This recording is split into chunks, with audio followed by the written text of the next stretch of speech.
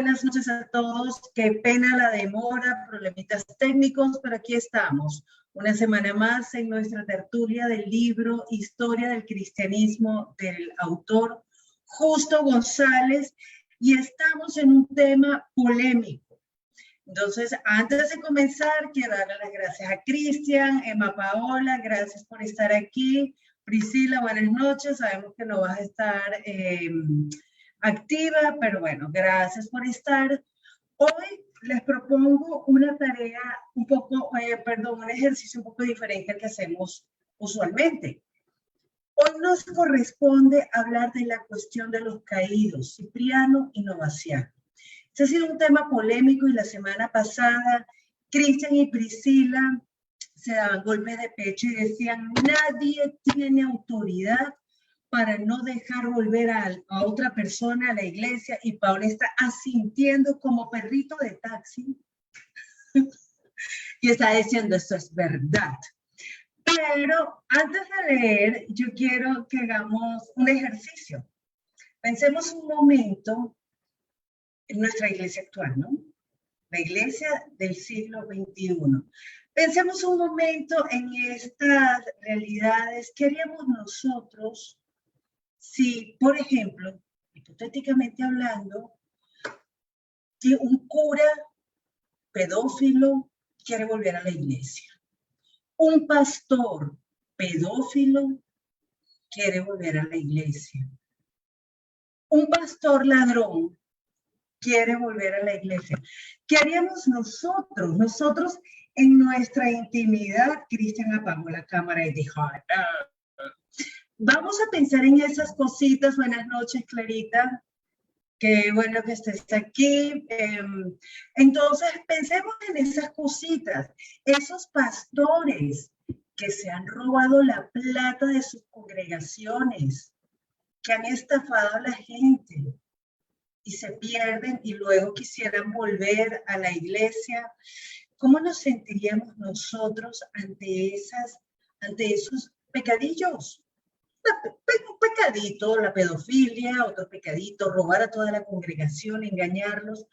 ¿Cómo nos sentiríamos nosotros ante la posibilidad de que estas personas quieran volver? Ahora, pensando en eso, hagamos algo. Vámonos al tema que nos corresponde hoy. Estamos en la página 51, si no estoy mal. La cuestión de los caídos, Cipriano y Novaciano. Entonces, como somos 4, yo le voy a pedir el favor a Paola. Lee, porfa, desde el primer párrafo que comienza diciendo, en el debate que surgió en torno a esta cuestión, hasta el segundo párrafo que dice, Cipriano había sido hecho obispo, bla, bla, bla. Tú lees por ahí. Cristian, Clarita todavía no ha podido conectar el audio, o de por Dios. Cristian, porfa, lee desde el párrafo que comienza diciendo, algunos de los confesores deseaban que los caídos que querían volver, entonces, hasta el párrafo que termina diciendo, insistir en que fuera un sínodo el que decidiera lo que había de hacerse con los caídos. ¿Lo tienes, Chris? Con el micrófono abierto, loco. No leo labios. ¿Cuál es la página, perdón? Que no la puedo precisar. La tuya sería 52. No, mentira, desde 51. El final de la página 51, que comienza diciendo, algunos de los confesores deseaban que los caídos, bla, bla, bla. ¿Lo tienes? Final de la 51. No, perdón, me equivoqué, es el libro, perdón. Perdón. Buenas es que noches, lo que pasa es que le cambié el nombre, es que le cambié el nombre y se parece al... Porque todo lo voy ordenando, entonces le cambié el nombre. Deje la excusa, Cristian, las excusas no es... No es excusa. Estamos en... Ay, qué pereza. Clarita tiene problemas con el audio. Sí, es que le cambié el nombre al libro, porque lo voy ordenando. ¿Lo tienes o no lo tienes, Cris? No, no lo tengo, por eso estoy pidiendo cómo se llama este libro, porque le cambié el nombre. ¿Cuál es el nombre original? El nombre y la historia del cristianismo. Bueno, que tenemos, espérame un poquitito. Paciencia, please. Tú me estás pidiendo paciencia a mí, Cristian. Tú me estás pidiendo, tú sabes a quién le estás pidiendo paciencia. Clarita, buenas noches. Clarita, mientras Cristian se ubica en el libro correcto, ¿tú lo tienes abierto? Ahora sí, encontré el Ahora libro. sí. Ok. Sí, Final de la página 51, Cristian. correcto. Algunos de los confesores hasta el final del párrafo que termina diciendo que fuera un sínodo el que decidiera lo que había de hacerse con los caídos. ¿Lo tienes, Lo Clarita? tengo. Página 52, ¿la tienes?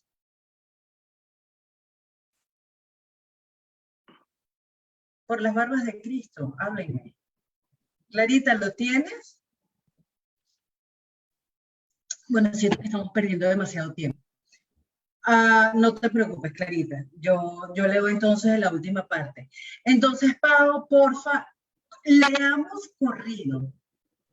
Ok, listo. Dice, en el debate que surgió en torno de esta cuestión, dos personajes se distinguen por encima de los demás. Cipriano de Cartago y Novaciano de Roma. Cipriano se había convertido cuando tenía unos 40 años de edad y poco tiempo después había sido electo obispo de Cartago.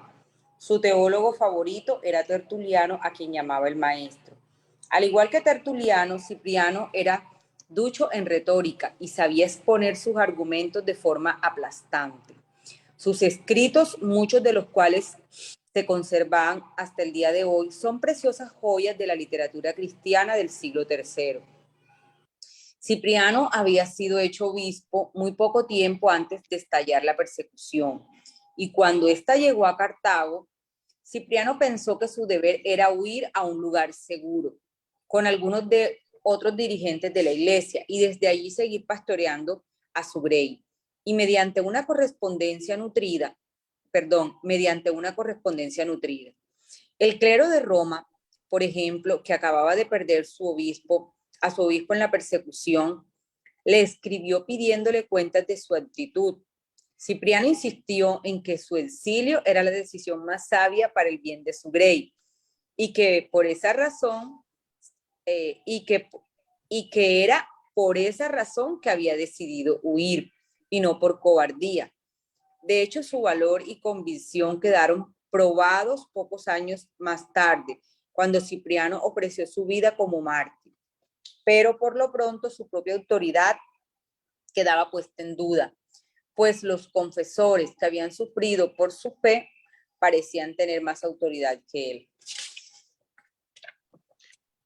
Algunos de los confesores deseaban que los caídos que querían volver a la iglesia fueran admitidos inmediatamente solo a base de su arrepentimiento. Pronto varios presbíteros que habían tenido otros conflictos con Cipriano se unieron a los confesores y se produjo un cisma que dividió a la iglesia de Cartago y de toda la región circundante. Cipriano entonces convocó a un sínodo, es decir, una asamblea de los obispos de la región, que decidió que quienes habían comprado o obtenido certificados sin haber sacrificado podían ser admitidos a la comunión inmediatamente si mostraban arrepentimiento. Los que habían sacrificado no serían admitidos sino en su lecho de muerte, o cuando una nueva persecución les diera oportunidad de mostrar la sinceridad de su arrepentimiento. Los que habían sacrificado y no se arrepentían no serían admitidos jamás, ni siquiera en su lecho de muerte. Por último, los miembros del clero que habían sacrificado serían depuestos inmediatamente. Con estas decisiones terminó la controversia, aunque el cisma continuó por algún tiempo. La principal razón por la que Cipriano insistía en la necesidad de regular la admisión de los caídos a la comunión de la iglesia era su propio concepto de la iglesia. La iglesia es el cuerpo de Cristo, que ha de participar de la victoria de su cabeza. Por ello, fuera de la iglesia no hay salvación, y nadie que no tenga a la iglesia por madre puede tener a Dios por padre. En su caso, esto no quería decir que hubiera que estar de acuerdo en todo con la jerarquía de la Iglesia. Cipriano mismo tuvo sus disputas con la jerarquía de la Iglesia de Roma, pero sí implicaba que la unidad de la Iglesia era de suma importancia, puesto que las acciones de los confesores amenazaban con quebrantar esa unidad. Cipriano se sentía obligado a rechazar esas acciones e insistir en que fuera un sínodo el que decidiera lo que habría de hacerse con los caídos.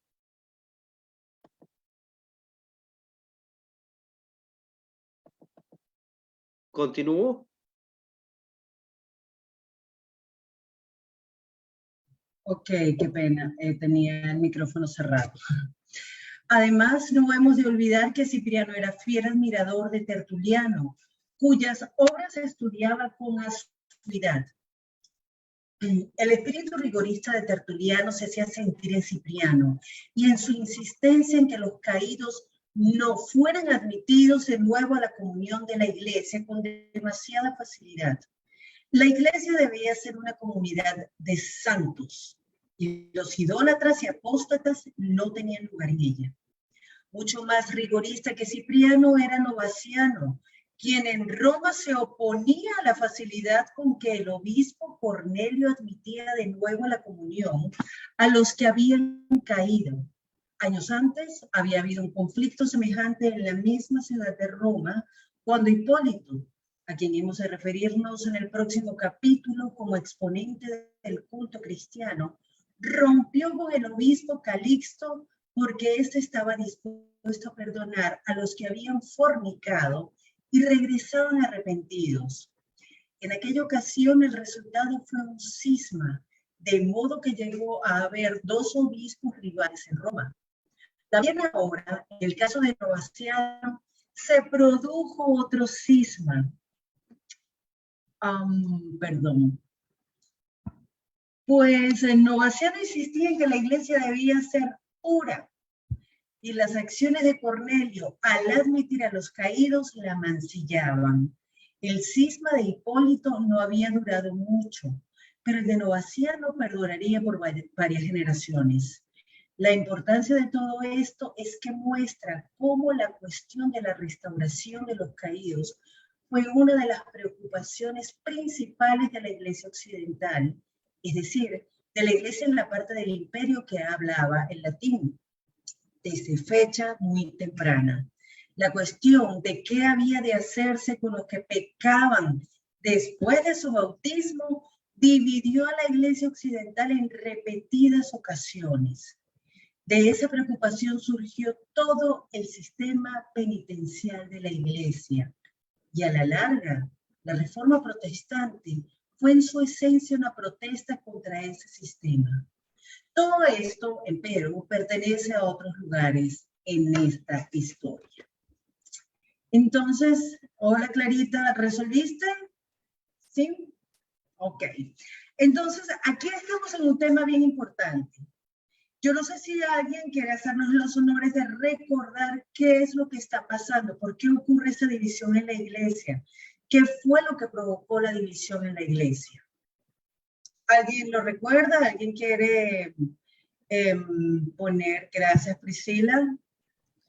Sí, estábamos hablando que el emperador Decio, ya estamos en el siglo III, y el emperador Decio dijo que él iba a algo muy parecido con lo que vimos con Nabucodonosor, que el que no le quemara un incienso a los ídolos, a los antiguos dioses romanos, pues a sus dioses, y a su propia estatua como emperador, pues era un apóstata de la fe.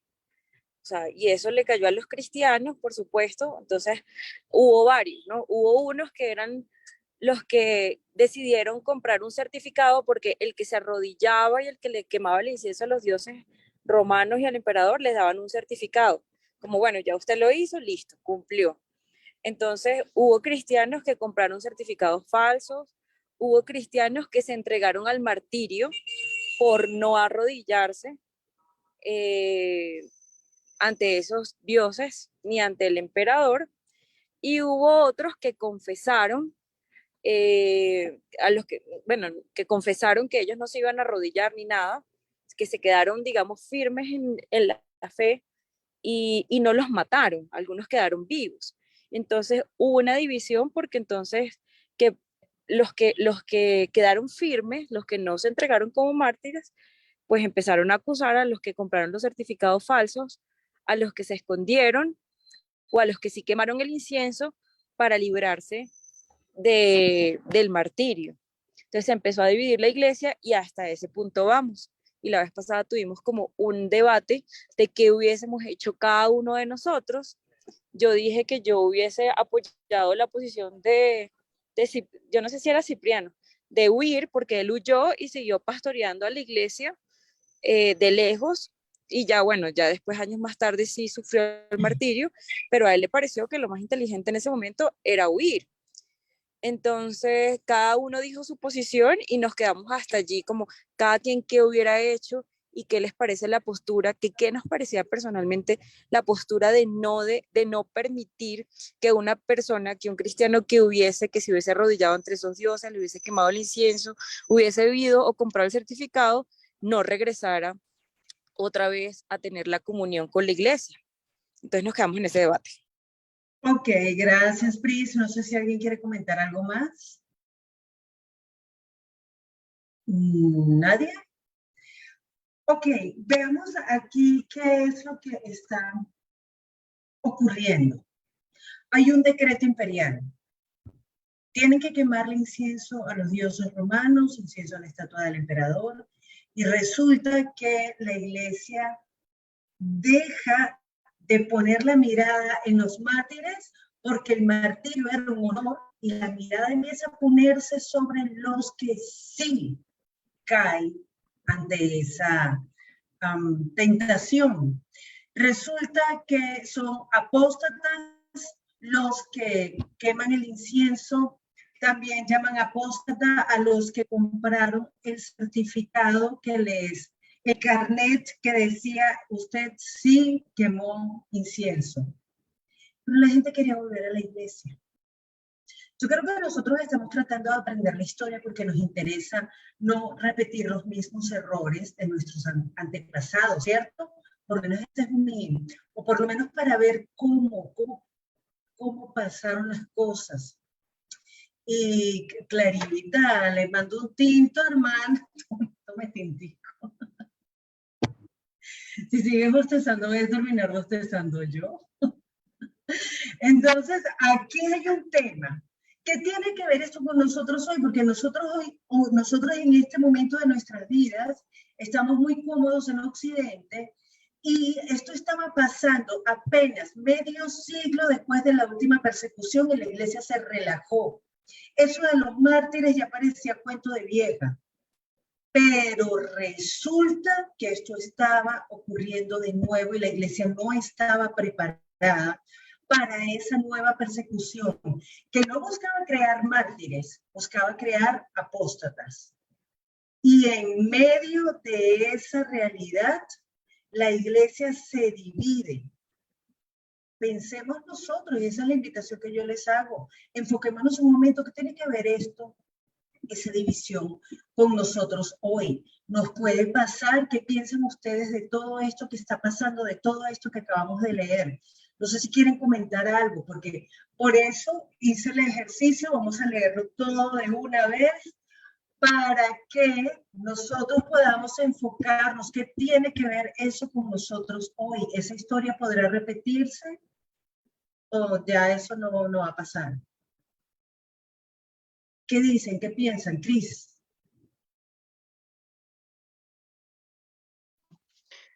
Yo pienso que persecuciones de ese tipo tan grosas pueden ocurrir en cualquier momento de la historia de la iglesia. Hay que pensar que en ese momento la iglesia se estaba fundamentando, estaba recién comenzando su carrera histórica y Satanás estaba haciendo de todo para destruirla. Y ahora tuvo la gran estrategia de minarla desde adentro, provocando divisiones, provocando rencillas entre hermanos. Y bueno, por un lado está la postura de recibir a todos los que habían caído, a todos sin discriminación, tras una simple confesión, tras un simple arrepentimiento. Otros abogaban por un arrepentimiento más gradual, de ver sus frutos durante un tiempo.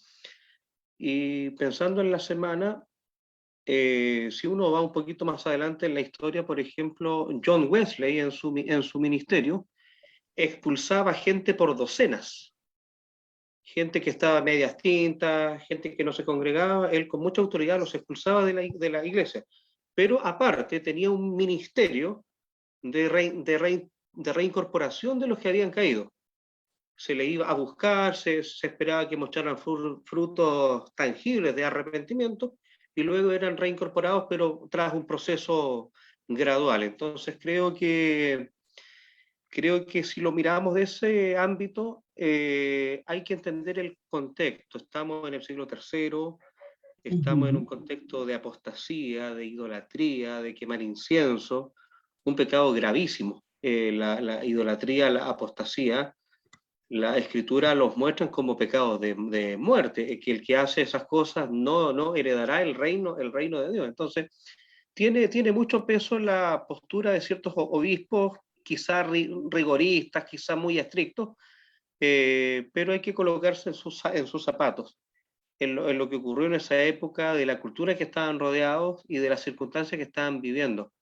Rendirle culto al emperador y no a Cristo era gravísimo, y eso merecía todo el peso de la iglesia como el mismo cuerpo de Cristo, y su tratamiento también. Eso es lo que puedo opinar. Ok, gracias, Cris. ¿Qué dice Priscila?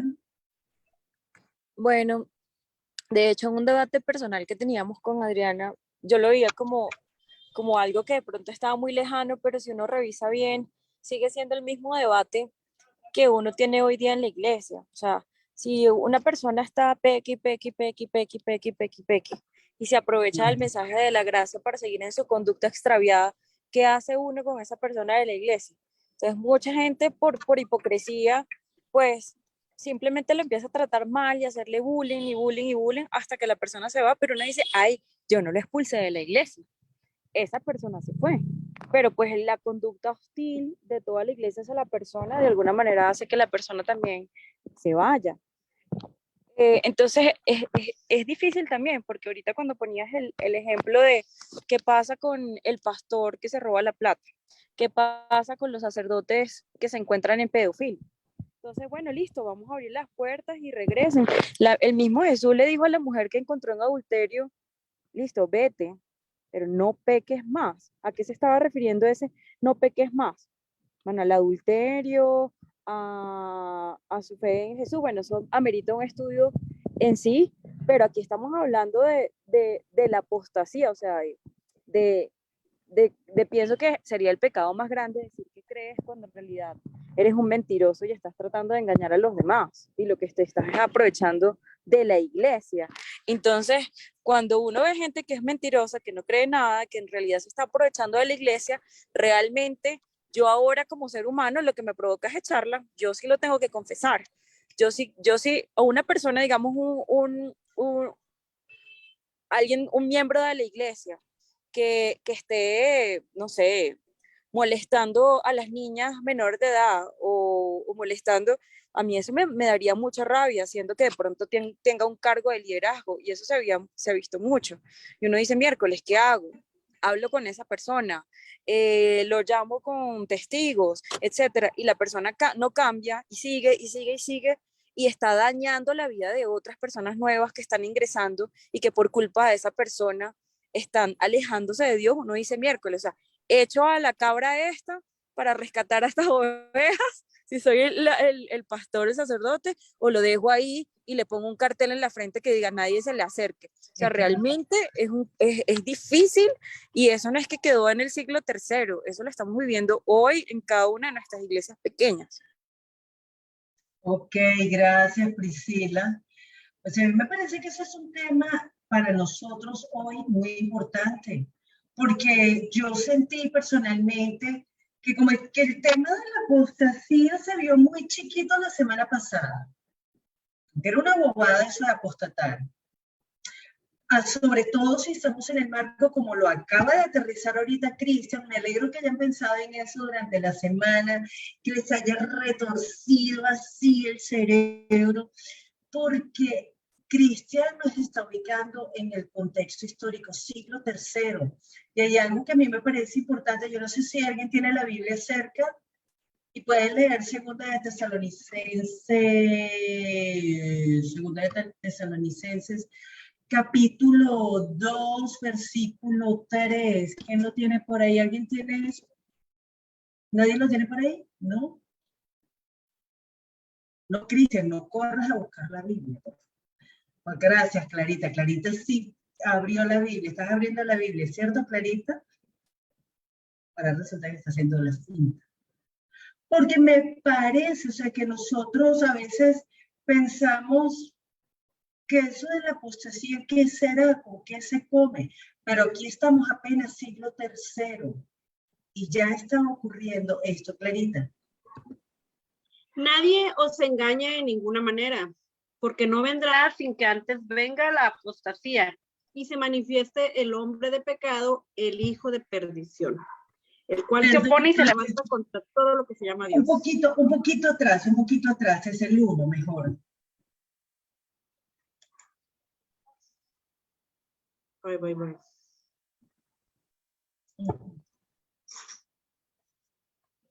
Es que la estoy buscando en la computadora.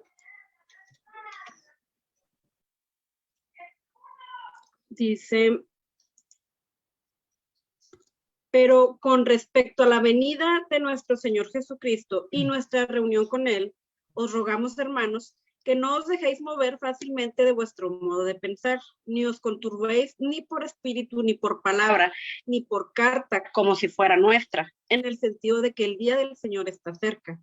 Nadie os engañe en ninguna manera, porque no vendrá sin que antes venga la apostasía y se manifieste el hombre de pecado, el hijo de perdición, el cual se opone y se levanta contra todo lo que se llama Dios o es objeto de culto, tanto que se sienta en el templo de Dios como Dios, haciéndose pasar por Dios. Gracias, Clarito. ¿Ustedes se imaginan tener esta carta y ver lo que está pasando? El emperador está ordenando quemar incienso a su estatua. No solo los dioses romanos, a su estatua. Si usted lo hace, le dan un certificado. Si yo fuera una cristiana del siglo III, yo entro en pánico. Ya llegó, ya viene, ya se está manifestando la apostasía. Entonces, imagínense después de que la gente comienza a apostatar, ¿qué pasa dentro de la iglesia? Porque Decio hizo algo muy inteligente, resquebrajó a la iglesia desde adentro, la rompió. Y empezamos entonces en la iglesia a murmurar y a decir quién puede y quién no puede volver. Está el caso de Cipriano. Yo no sé a ustedes, pero a mí me parece muy descarado de Cipriano. O sea, usted se largó y ahora quiere que los demás no puedan ser restaurados. ¿Qué les parece a ustedes esa postura de Cipriano? Dale, Pau, dilo, porque mira, leí los subtítulos. Bueno, a mí la postura de él me da mucha risa porque pues claro, él llamaba a Tertuliano como su maestro y nosotros vemos que él era bastante legalista y como que de esos que se paraban en la raya ante lo que la convicción y lo que ellos estaban creyendo. Y me da mucha risa porque esta postura que él toma de que apenas escuchó este edicto, no, yo me voy de aquí, y se llevó otras personas también, y pues desde allá empezamos a pastorear la Grey, pero enviándole cartas. Entonces yo veía, ay no, pues él haya relajado, pero de verdad que a veces pienso que también es como un pensamiento egoísta de parte mía, porque yo digo, bueno, de verdad, yo no sé, o sea, uno juzga como a simple vista o las apariencias, pero nosotros, o sea, yo no podría saber de verdad lo que él lo que de verdad él quería conseguir con eso. De pronto él decía, bueno, pensaba, hago más vivo que muerto, fortalezco más la iglesia vivo que muerto. Entonces, ahí me confrontan esas dos, pero sí me pareció muy, muy gracioso eso de que él arrancó y se fue con otros discípulos y yo lo hago desde lejos. Ok, gracias, Pau. No sé si alguien quiere comentar algo más. Clarita, Priscila, Cristian. Clarita. Es que estoy pensando, no tengo las ideas claras, pero estoy pensando que se les acusaba a los que habían comprado un certificado, ¿verdad? Entonces Cipriano dice, a ver, vamos a analizarlos, vamos a ver, si ya están arrepentidos, pues pueden volver a la iglesia. Y los que no, pues lárguense. Pero entonces vamos de comprar un certificado para pasar por algo a comprarle ahora un certificado con Cipriano. De analízame tú, a ver si tú crees que estoy lo suficientemente arrepentido, a ver si tú crees que soy lo suficientemente digno para volver a la iglesia. O sea, se trata como que de seguir convenciendo a hombres, primero a unos y ahora a pero de que ellos nos crean o sea, y la Biblia dice que engañoso es el corazón. ¿Quién lo conocerá? Si ya engañamos a uno comprando un certificado falso, y ahorita nada más se trata de que él crea o sea, Cipriano, ¿verdad? Que Cipriano considere que ya estaban arrepentidos verdaderamente, cuando yo siento y que eso pasa en la actualidad, o sea, que nosotros queremos que la gente nos demuestre a nosotros que están arrepentidos, para poder decir, este sí es mi hermano, este sí es un digno representante de la iglesia, este sí es iglesia conmigo, el otro no porque está dando un falso testimonio, o no sé. Y me llama mucho la atención esto, porque dice, la iglesia es el cuerpo de Cristo que ha de participar de la victoria de su cabeza. Por ello, fuera de la iglesia no hay salvación. Y nadie que no tenga la iglesia por madre puede tener a Dios por padre. Entonces, creo que nos pasa mucho esto de confundir a la iglesia como el cuerpo de Cristo con la iglesia que se reúne en un solo lugar, con la iglesia que se reúne. Si te reúnes, eres iglesia, si no te reúnes, no eres iglesia.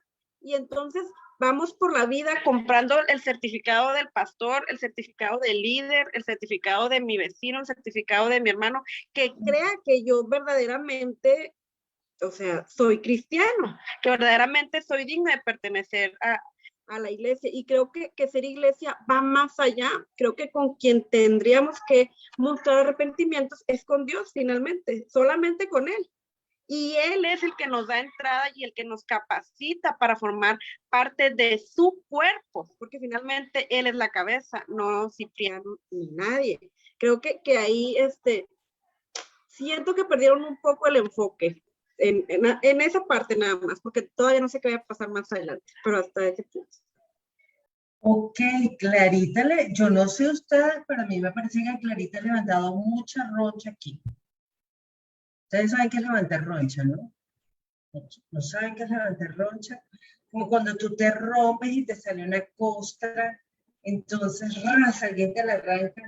¿No tuviste un hermano que te hiciera eso? No tuviste infancia. Entonces, aquí hay un tema complicado. Estamos hablando de un contexto histórico que ha marcado a la iglesia, donde se desarrollaron unas divisiones que han marcado la iglesia desde el siglo III, y sí, hay mucha gente que dice que la iglesia desde que nació está dividida, pero aquí estamos hablando de una división externa provocada por algo que efectivamente se puede leer como apostasía. Pero Clarita está marcando, se está diciendo en este momento, fuera de la reunión, fuera de la congregación de los santos, ¿se puede ser iglesia? ¿O tiene que ser en la congregación? O sea, yo solo puedo ser iglesia, yo con Dios. Aquí hay un tema complicado, porque entonces hasta qué punto esa autoridad de la iglesia se vuelve un abuso. ¿Qué dice Priscila? No sé qué querías decir, Pris, adelante, luego Cristian. Sí, No, que un poquito la semana pasada yo también tomé la misma postura que Clarita. Yo decía, pero pues el hecho de que Cipriano no haya podido volver al sitio donde se congregaba no quiere decir que haya dejado de ser parte del cuerpo. Entonces, eso, más o menos yo tenía esa postura y me llamó mucho la atención que ella decía, pero pues juzgan a los que compraron el certificado para adorar al emperador, pero a los que compran el certificado para adorar al sacerdote, pastor, etcétera, a eso no lo juzgan. O sea, ese análisis me flechó porque es lo que vivimos ahorita y un poco también lo que yo recuerdo decía la semana pasada era cómo nosotros medimos el arrepentimiento de los demás, eso no tiene sentido, lo único que puede conocer realmente los corazones es Dios, pero también me pongo yo en mi carne y yo digo miércoles, pero si a mí me viene un caso como el que acabo de explicar ahorita, yo soy la primera que tiene la piedra en la mano para juzgar y decir expúlsenlo ya, porque ese no mostró ningún fruto de arrepentimiento. Yo aquí lo estoy verificando. Entonces, es difícil, es muy difícil, pero como que mi aporte también va más allá de decir que es difícil, porque yo esto no le tengo una respuesta clara, es que me llama mucho la atención que leímos que este fue uno de los hitos que marcó el sistema o que hizo que de alguna manera la iglesia creara un sistema punitivo que hoy en día pues muchas vertientes lo tienen. No, no punitivo, Penitenciario, quisiera, penitenciario. penitenciario. Entonces, imagínense esta discusión hasta dónde llevó a la iglesia para crear un sistema penitenciario. O sea, qué fuerte, ¿no? No Y me imagino que penitenciario, no penitencial. penitencial. Y me imagino que mucho de esta conversación es la conversación que le dio validez a la casa, a las persecuciones, a la Inquisición, pero pues todavía no vamos por ahí. Pero pues está muy interesante. Yo realmente no tengo como una conclusión, pero si me pongo de un lado, digo, no, pues nadie es nadie para juzgar. Pero si me pongo del lado del que está intentando poner orden en la casa, digo, pues échenlo porque me está descarriando a toda la familia y me está dañando la cuestión. Entonces es muy difícil dependiendo del lado donde te ubiques. Ok, gracias Priscila. Vamos a ver qué dice Cristian. Bueno, yo estoy un poquito en desacuerdo con ustedes en el sentido de que la iglesia sí tiene autoridad dada por Cristo. La iglesia tiene el ministerio de las llaves. La iglesia sí puede cerrar y puede abrir. Entonces creo que en este contexto estaba en juego la reputación de la iglesia. ¿Quiénes somos como iglesia? ¿A quién adoramos? ¿A quién servimos? ¿Vamos a servir al emperador o vamos a servir a Jesucristo? Entonces era una disyuntiva muy fuerte y hay que entenderla por la época. Un contexto tremendo. Estas eran persecuciones masivas, idolatría masiva, apostasía masiva, era todo masivo, era todo en grande. Aquí no se trataba de una apostasía tal y que uno había pecado y el otro pecó allá, no. Esto fue en gran número. Entonces, encontrarse ante un panorama así, creo que era muy complejo. Y ahí los obispos, cada uno con su personalidad, cada uno con su formación, algunos fueron más optimistas con los caídos reincorporados, otros fueron más rigoristas, no, a esto lo vamos a colocar a prueba. Creo que la iglesia sí tiene autoridad en definitiva. Sí, la iglesia tiene la autoridad, digo la iglesia universal, la iglesia como cuerpo de Cristo, como cuerpo místico de Cristo. Tiene autoridad dada por Dios, tiene el ministerio de las llaves, y hay pastores en la iglesia que tienen la función de usar el cayado. El cayado del pastor es para llamar a las ovejas y para ahuyentar a los lobos.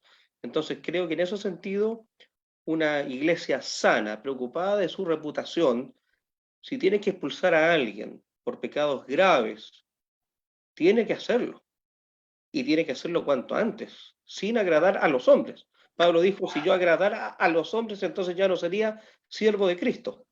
Ahora, si el pecador muestra su arrepentimiento, creo que la iglesia debe poner ojo, o sea, fijarse en los frutos de esa persona, si realmente está mostrando un arrepentimiento genuino o es algo de la boca para afuera. Creo que en ese sentido uno debe ser un poquito más cuidadoso y entender el contexto tal. Ok, gracias, Cris. Estamos hablando aquí de contextos. Estamos hablando aquí de un hecho histórico que dividió a la iglesia y que hoy, siglo XXI, sigue dividiendo a la iglesia. ¿Qué vamos a hacer? Porque el tema no era qué vamos a hacer con los que pecan. Aquí se convirtió en una discusión de qué vamos a hacer con los que siguen pecando después de bautizarse. Y además que el pecado del que estamos hablando en este punto no es cualquier pecado, es apostasía. Pensemos hoy, comienza la persecución nuevamente. Y como dice el libro de Apocalipsis, si usted no se pone la marca de la bestia, usted no puede comprar y vender.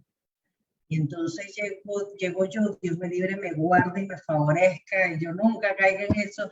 No, yo me voy a poner la marca de la bestia, pero no se preocupen, es para ayudar al resto de mis hermanos.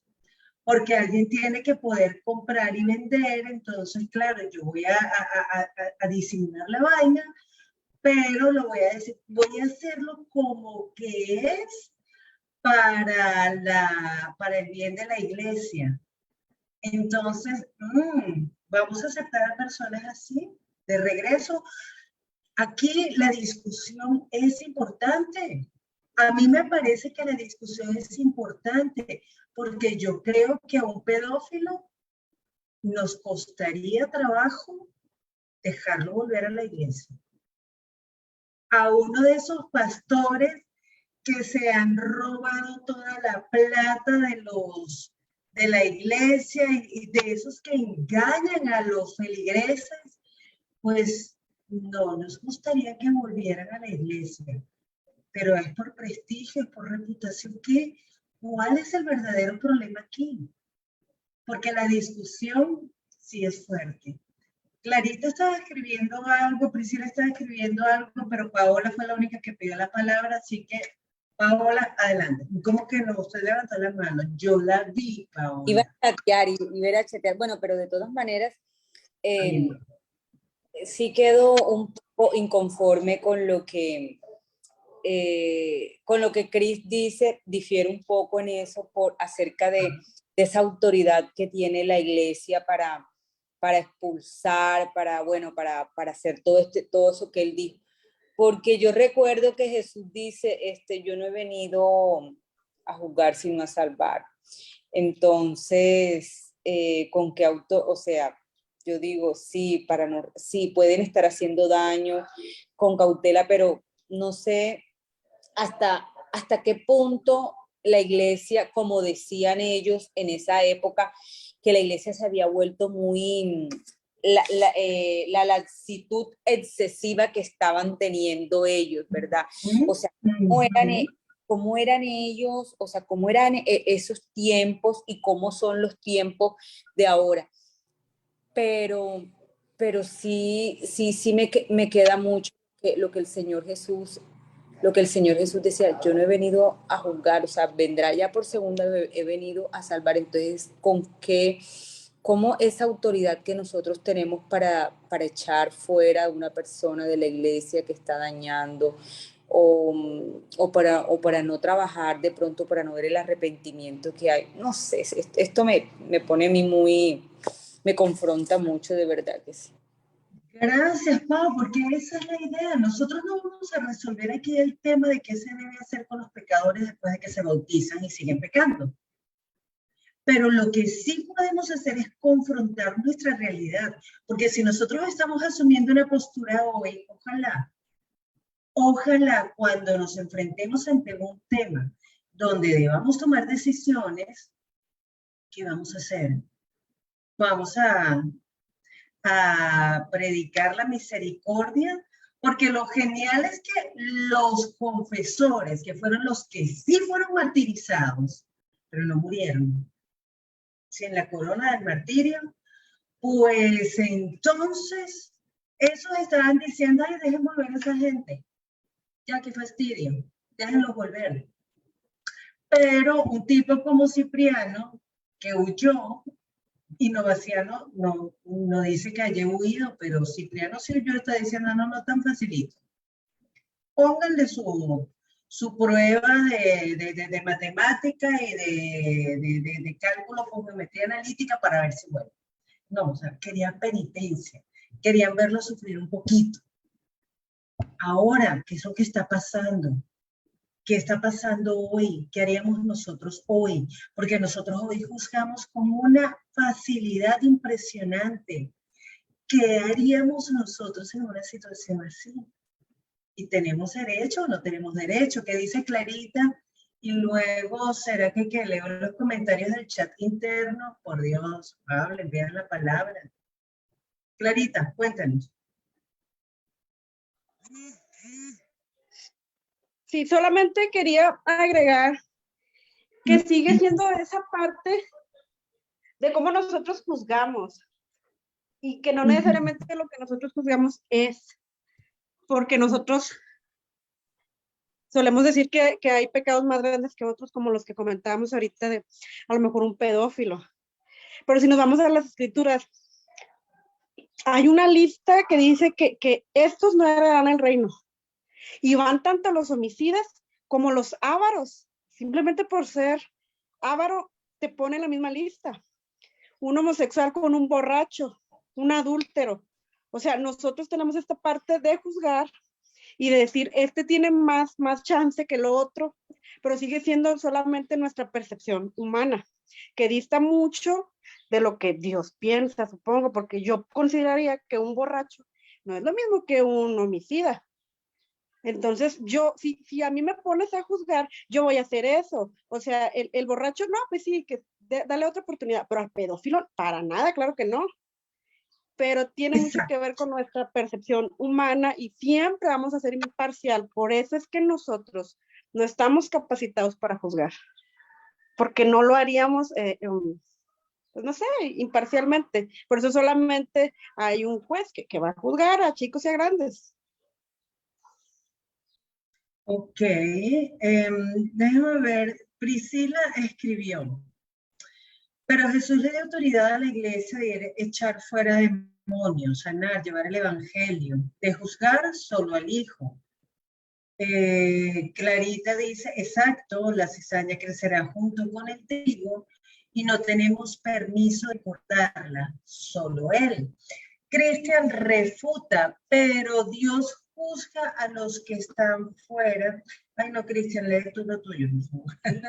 Dios juzga a los que están fuera. Expulsad de entre vosotros al malvado. Primera de Corintios 5:3. Priscila le refuta que pereza yo leyéndole las conversaciones a ustedes. Hablen ustedes, refútense ustedes. Pero eso lo dijo Pablo, dice Priscila. Cristian, a quienes perdonéis los pecados, estos les son perdonados. A quienes retengáis los pecados, estos les serán retenidos. Toda escritura es inspirada por Dios.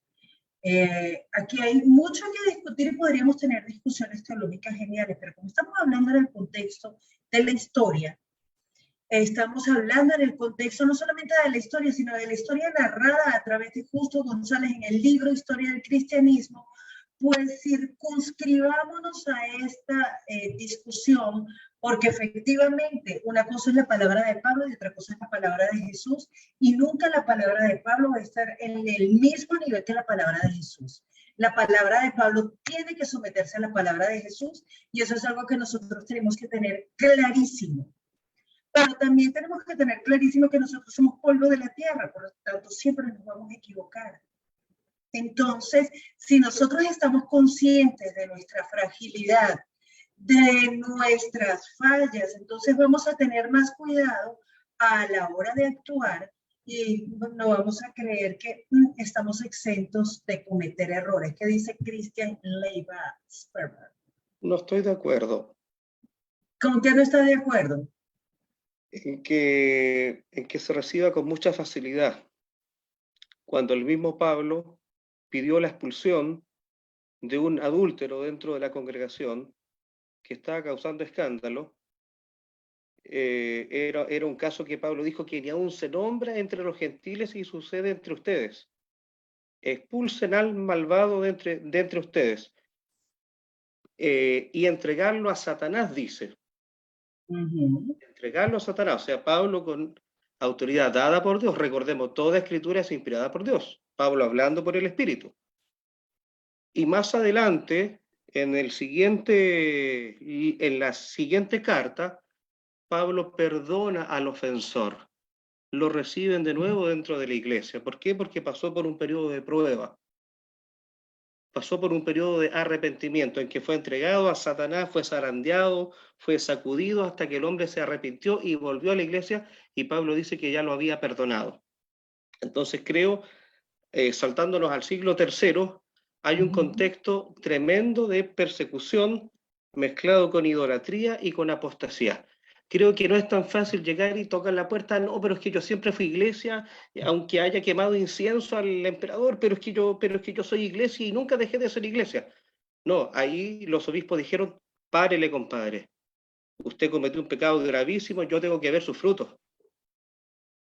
Está en juego la reputación del cuerpo de Cristo, la iglesia, comprada con la sangre del Cordero. Entonces, usted cometió un pecado grave, usted le rindió culto al emperador, y su rey es Cristo. El emperador es para honrarlo, no para adorarlo. Entonces creo que en ese sentido, sí la iglesia tiene autoridad, tiene la autoridad dada a los pastores, dada a los obispos, de supervisar la iglesia, porque ellos tienen que rendir cuenta, no solo por ellos mismos, sino que por la iglesia entera. ¿Cuidaste mi iglesia? ¿Refutaste el error? ¿Predicaste contra la herejía? Entonces ahí hay que tener un poquito más de ojo y un poco más de cuidado. Ok, gracias, Cris. ¿Cómo ha cambiado tu postura desde la semana pasada? Es que hay un tema que nosotros tenemos que entender. No podemos llegar y decir tan fácilmente, porque a nosotros nos encanta lanzar y lanzar y lanzar versículos. Parece que estuviéramos jugando uno, o dominó, puesto la cochina. No podemos llegar a hacer eso. O sea, yo creo que el estudio de la historia tiene que aterrizarnos en nuestra realidad actual. ¿Qué es lo que está pasando? Si hoy nosotros juzgamos los pecados de la conducta de una forma tan tajante, conozco un caso de una iglesia, no voy a decir cuál, una congregación que se dividió cuando el pastor se divorció. Porque había quienes decían, ese señor ya no tiene autoridad para predicar. Entonces, qué severos somos cuando hay un pecado de conducta, un pecado en la carne. Pero aquí cuando la historia nos está presentando un pecado tan grave y que la escritura está diciendo que es gravísima la apostasía, entonces parece que nos volvemos un poquito más laxos. Entonces decimos, no, es que el único que tiene autoridad para juzgar es el Señor. Claro que sí, es el único que tiene la autoridad. La autoridad ha sido dada a la iglesia para guardar el cuerpo. ¿Cómo se guarda el cuerpo? ¿Qué haríamos en este momento? ¿Qué estamos haciendo en este momento? Nosotros tenemos que cuidar nuestro corazón. Pilas, porque la gente estaba constatando que está pasando dentro de la iglesia en el siglo III, que está pasando hoy. Ya son las 7:05 de la noche, nos pasamos un poquito porque empezamos tarde, pero yo espero que este estudio de la historia nos haga aterrizarnos a nosotros con nuestra realidad actual. ¿Qué pensamos nosotros que es la autoridad de la iglesia? ¿Para qué sirve? Priscila marcó un punto importante. El Señor nos dio autoridad para echar fuera demonios, para sanar a los enfermos, para deshacer la obra de Satanás. Y la iglesia no está usando esa autoridad, pero si quiere usarla para juzgar al otro, para sacar al otro, tenemos que revisarnos qué estamos haciendo nosotros hoy, siglo XXI, qué estamos haciendo con la iglesia y qué estamos haciendo con el poder y la autoridad que nos dio el Señor. Juzgar o perdonar, dar la vida o matar al otro. Entonces, esta discusión va a seguir la próxima semana. Podremos repasar un poco más de este apartado y seguiremos con la discusión que sigue en la página 52, que comienza con la vida cristiana. Entonces, vamos a dejarlo hasta aquí. Les mando un abrazo muy grande. Gracias por estar aquí. Gracias por acompañarnos.